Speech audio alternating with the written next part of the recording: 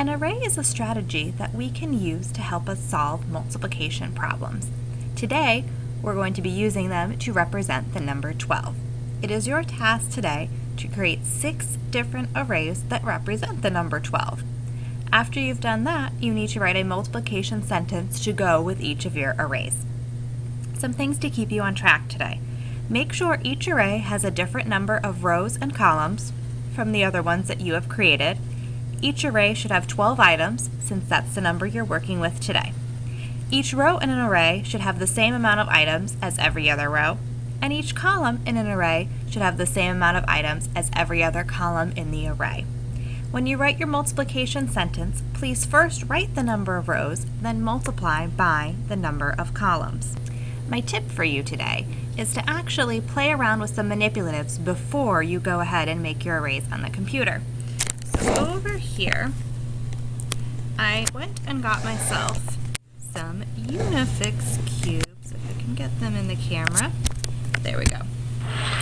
So since I'm going to actually work on the number 16 today, because I'm not going to do your work for you, I have 16 Unifix cubes. Okay? So I'm going to see what different groups I can make.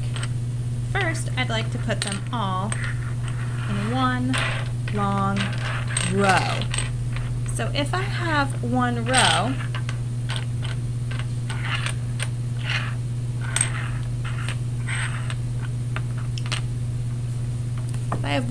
I'm going to have 16 in my row. 1, 2, 3, 4, 5, 6, 7, 8, 9, 10, 11, 12, 13, 14, 15, 16. So that's one way I can do it. And I might even take my scrap paper and write that down on my scrap paper. One row times 16 in my row.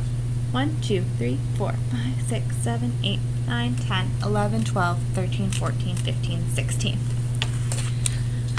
From here, I could also do the same thing with a column. I could simply swing my array around, and now I have 16 rows with 1 in each row. So again, I might want to take my scrap paper and write 16 times 1, and then show that my array could go the other direction. That's already 2 for me. And then I might say, well, I already did 1 row. Let's see if 2 rows works for me. I do 2 rows, and I've got to put the same amount in each row. Let's buddy them up here.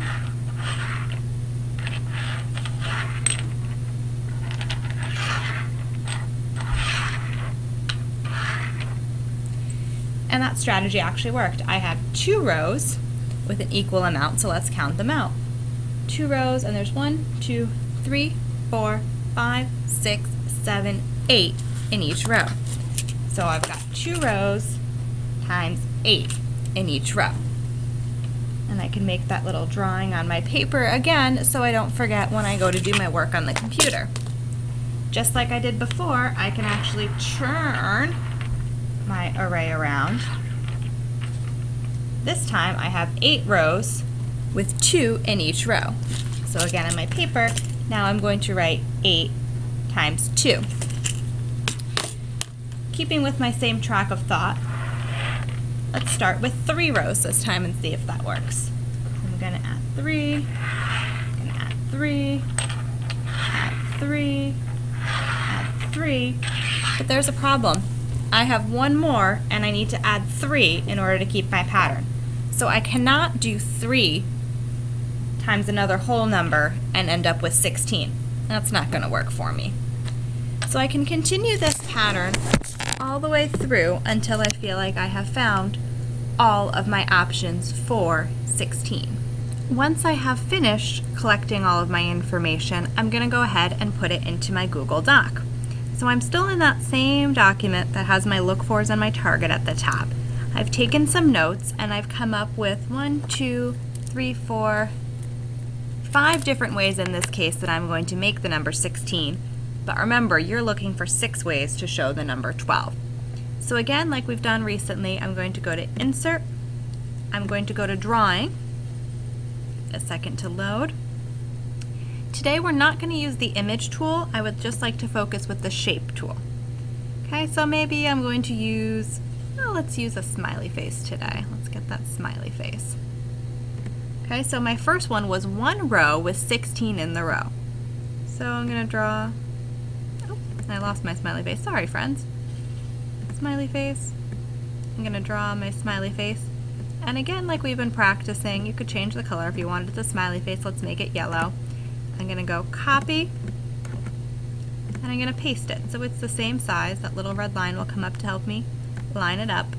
I can actually grab two, copy, and paste two now, make it a little easier.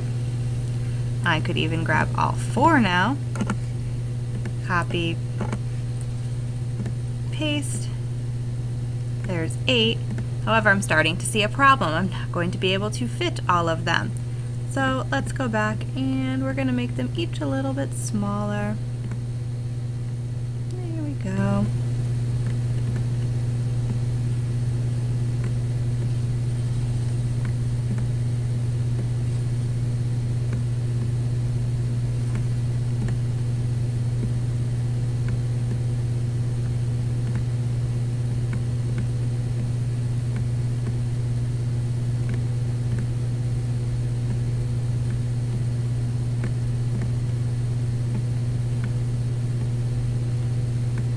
Make that guy a little bigger, this one a little smaller.